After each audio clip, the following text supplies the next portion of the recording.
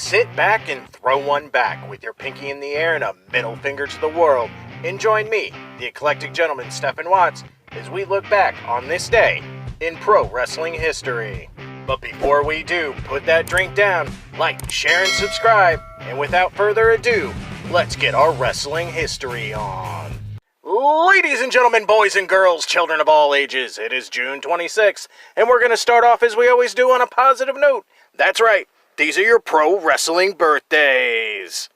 1930, the king of Memphis wrestling before Jerry Lawler, Jackie Fargo.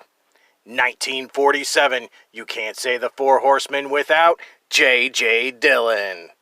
1951, one of the greatest trainers of all time, Larry Sharpe. And last but not least, 1974, he's not just a teacher, he's just not a commentator, he's just not a wrestler, it's Matt Striker. Of course, on the flip side of that coin, your pro wrestling deaths for June 26th. 1992, the first WWF heavyweight champion, Buddy Rogers. Alright, enough of the sad stuff. It's time to get to the meat and potatoes. That's right, these are your pro wrestling history highlights for June 26th.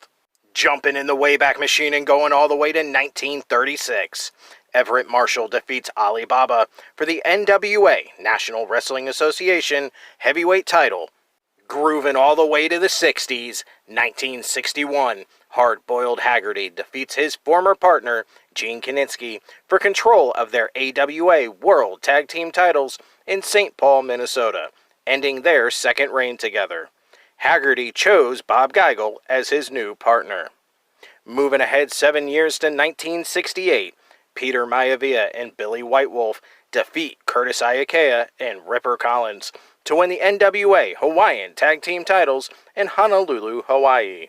Sticking with those NWA Hawaiian Tag Team titles, but moving into the 70s, 1971, Ripper Collins and Mad Dog Mane defeat Sunni War Cloud and Stephen Little Bear for those NWA Hawaiian Tag Team titles in Honolulu, Hawaii.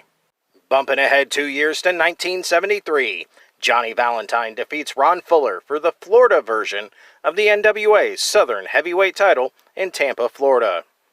Bumping ahead 2 more years again to 1975, Antonio Inoki defeats Tiger Jet Singh to win the National Wrestling Federation World Heavyweight title in Tokyo, Japan, beginning his second reign. Grabbing my boombox and going to the 80s, 1982, Bret Hart wins his 4th Stampede North American Heavyweight title, defeating Leo Burke, ending his 7th reign. That next year in 1983, the Sheik's Army, Jerry Blackwell and Ken Patera, defeat the High Flyers, Jim Brunzell and Greg Gagne, in Minneapolis, Minnesota, to win the AWA World Tag Team titles. This ended the High Flyers' second reign, which lasted just over 2 years. A 4-year jump to 1987, Frank Lancaster and Eric Embry defeat the Fantastics, Tommy Rogers and Bobby Fulton, to win the world-class tag team titles in Dallas, Texas, ending the Fantastics' second reign.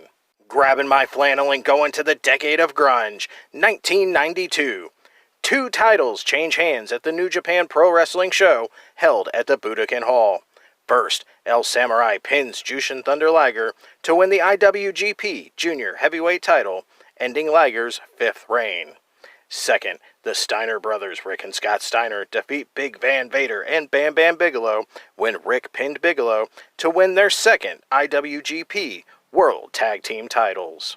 And last but not least, 1995, Billy Jack Haynes defeats Brian Christopher for the USWA Southern Heavyweight title in Memphis, Tennessee. This ends Christopher's 17th run with the belt of 5,675. Those were your short but sweet pro wrestling history highlights for June 26th. I'm the eclectic gentleman Stephen Watts, and we'll see you tomorrow.